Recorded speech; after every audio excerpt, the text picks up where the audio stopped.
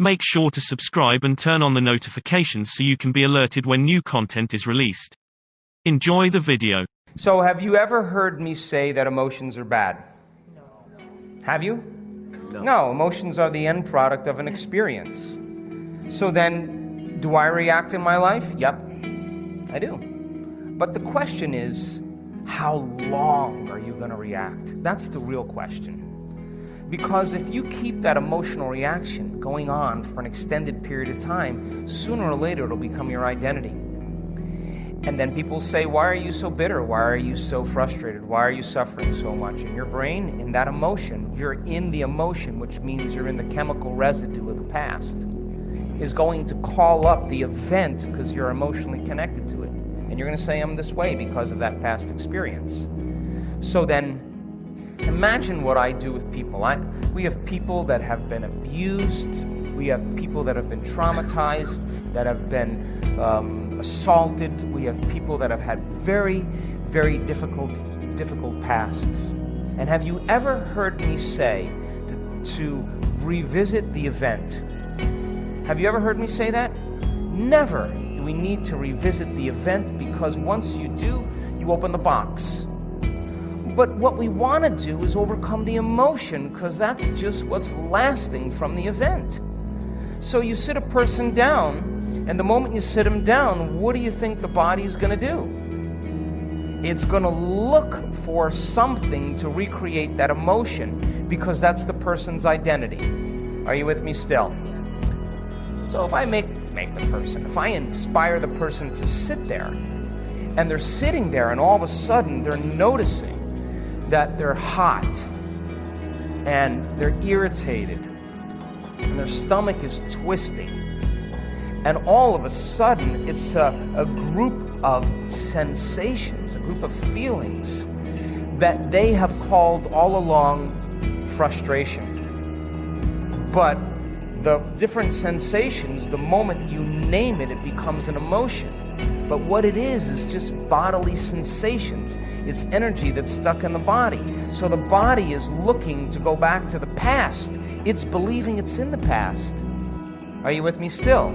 So if the person becomes aware that their body is doing that, and like training an animal, allow the body to feel that emotion and then settle it down into the present moment.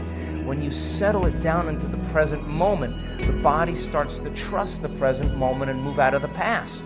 And there's a release of energy. Then the body goes, well, wait a second, what's going to happen in the next moment? And it starts doing that. And it starts to try and anticipate the future. And you settle the body back down into the present moment. And every time you do that, you're telling the body it's no longer the mind, that you're the mind, and your will is getting greater than the program. And all of a sudden, you start to lower the volume to that emotion. And when you begin to break the addiction to that emotion, the side effect of breaking that addiction is called joy. It's called freedom. All of a sudden, the body's saying, I don't want to be tormented anymore. Now, does that mean you shouldn't grieve over things that you lose? Grieving is a biological process. It's neural pruning. It's a death of circuitry. It's a death of emotions. It's the absence, a void of something in your life. And that's important, but in grief, sooner or later, you got to come to a greater understanding about death, a greater understanding about loss, a greater understanding so that you can adapt to those conditions. Every time I sit with someone and they start complaining about their life, and I let them go for a few minutes, and then I go, oh! You know what I say to them? You only complain about your life when it's not working. And the emotion that you're feeling right now is keeping you connected to the past. You never do this when your life is working. And so I don't have a problem with moving through the stages of emotions. But I also know that what a person really wants more than anything else is to be free. People want to be free. And I have witnessed transformation on every culture, on every skin color, every shape, every size, every age. I've witnessed it. And the same radiance that takes place in a person's face, a light behind their eyes, a different physical physical presentation of their face is eminent, it's real. And that person has worked to overcome themselves. And so it's not that we shouldn't feel emotions. We should feel those emotions and feel them completely. And like a child, get over it though. And just let it out and then go. When we witness people analyzing their life within some disturbing emotion on the brain scans, over and over again, we saw their brain getting worse. Just worse. And I would go, excuse me, Hector, what the hell were you doing in there? Oh, I was just caught up with my ex and the kids. And well, yeah, I want you to know that that's making your brain worse. And so then when they start reasoning that, and they understand, I'm not going to give them the answer to their problems, because when a person is suffering, what are they looking for? They're looking for me to take them out of their suffering, and I can give them the answer, the correct answer to their problems, and they will argue against me. They will argue the entire time. No, but. Well, and no, what I don't. I just say, take the ride with me.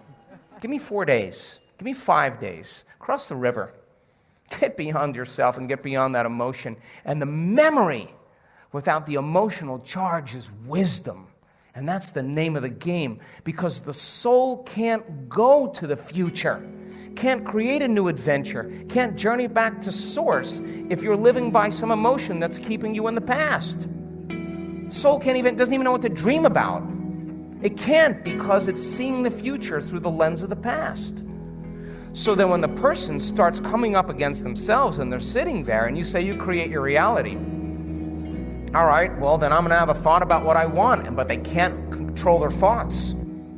That's because their body's influencing their mind. So the only way they're going to begin to liberate energy is to be still, to be greater than their body. And every time they settle it back into the present moment, they're lowering the volume to that emotion, and now they become the mind, and the body is no longer the mind. And when the body is finally free, they'll see possibilities they never saw before. I've seen it too many times. And all of a sudden, all that person wants to do is be in the present moment and become more happy. They want more of that. But living in guilt or grief or shame or unworthiness. I had someone tell me they lost a loved one the other day. And I said, well, okay. How long have you been grieving? Oh, about a year. Really? Okay, well, suppose it was you that left and you were looking at the person you loved moping around for a year. What would you say to them after a year if you truly loved them? Get over it and have a happy life. I'm doing great. You should make yourself happy. You really love me? Live a happy life. That would be the greatest testament of love for each other. Because if you're suffering, then you're making this hard on me.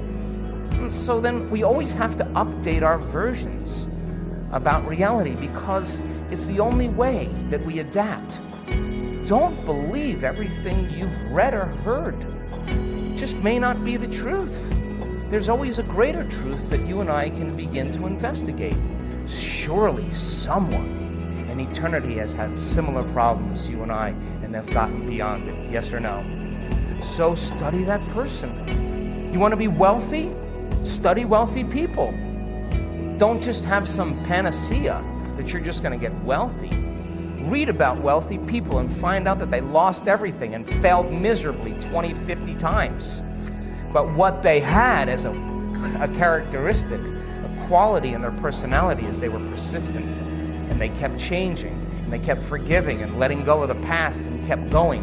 And sooner or later they ran into it, and when they had all the money they wanted, it was never about the money. It was just about that they could prove to themselves that they can do it.